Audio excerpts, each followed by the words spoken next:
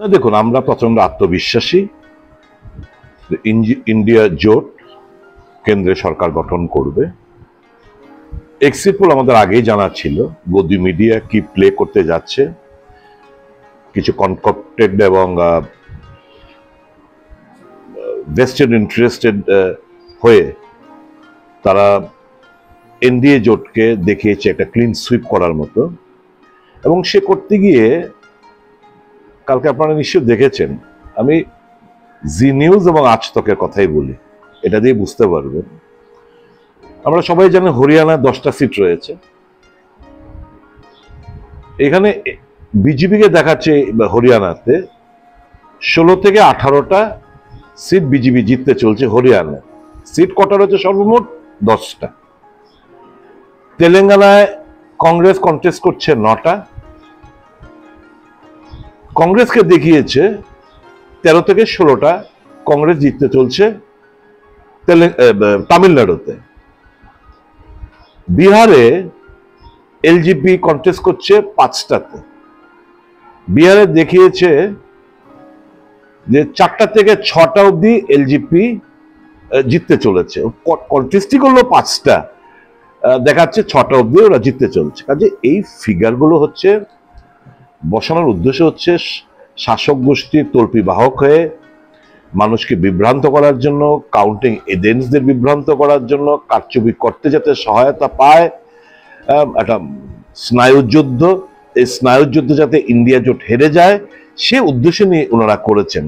কাজে আমাদের বিশ্বাস রয়েছে এই সমস্ত কনকটেড এবং ভেস্টেড ইন্টারেস্টেড তথ্যের উপরে নয়, আমাদের বিশ্বাস রয়েছে আম জনতার ভোট। কারণ যেই নেগেটিভ আমরা তৈরি করেছি ইন্ডিয়া জোট, আমরা আমাদের নেগেটিভ থেকে সরে আসিনি। আমাদের ইস্যু ছিল মানুষের স্বার্থের, মানুষের যে মনের কথাগুলো, সেগুলো আমরা ইন্ডিয়া ব্লকের যত সব নেতৃত্বরা রয়েছেন আমাদের ওই এজেন্ডার উপরে আমরা কথাবার্তা বলেছি। দুর্ভাগ্যবশত ভারতীয় জনতা পার্টি তারা তাদের নেগেটিভই ঠিক করতে পারেনি। তারা হিন্দু মুসলমান, মন্দির মসজিদ,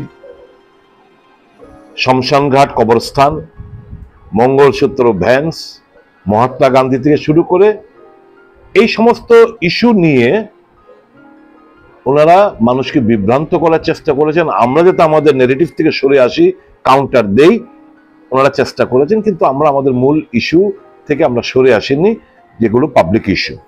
কাজে আমরা খুব পজিটিভ নোটে আমরা নির্বাচনটা আমরা মানুষের কাছে আমরা নিয়ে যেতে পেরেছি। মানুষের উপর আমাদের অগাধ আস্থা, বিশ্বাস। এইবার Modi has been badly exposed. আসল নগ্ন চেহারাটা মানুষ বুঝে গেছে এবং যত নির্বাচন যতগুলো ফেজ গেছে আস্তে আস্তে তার নগ্ন চেহারাটা বেরিয়ে এসছে। মানুষ তাকে ঘৃণার সাথে প্রত্যাখ্যান করবে এবং বিজেপিকে একটা সমুচিত জবাব দেবে বলে আমাদের বিশ্বাস। সেটা দুধ কা দুধ পানি কা পানি হয়ে যাবে। কিসের ভিত্তিতে তারা নির্বাচন লড়েছে? তাদের ইস্যু কি? তারা যারা এনডিএ বলছেন তাদের অর্ধেক নেতা জেলে গেছেন, আরো কিছু নেতা অপেক্ষা করছেন জেলে যাওয়ার জন্য। তারা ভারতবর্ষের দিশা দেখাবে, যেখানে ভারতবর্ষের প্রধানমন্ত্রী বিকশিত ভারতের কথা বলছেন 2047-এ। মোদিজি আজকের কথা বলছেন না, মোদিজি 2047-এ ভারতবর্ষ কিরকম হবে তার রূপরেখা তৈরি করছেন। যুবকদের ভারত, মহিলাদের ভারত, কৃষকদের ভারত, সাধারণ মানুষের ভারত। সেটা 2047-এ ভারতবর্ষ কি হবে সেটা দেখানোর স্বপ্ন দেখাচ্ছেন, সেটা করার গ্যারান্টি দিচ্ছেন মোদিজি। আর তাদের কাছে কোনো নীতি নেই, আদর্শ নেই।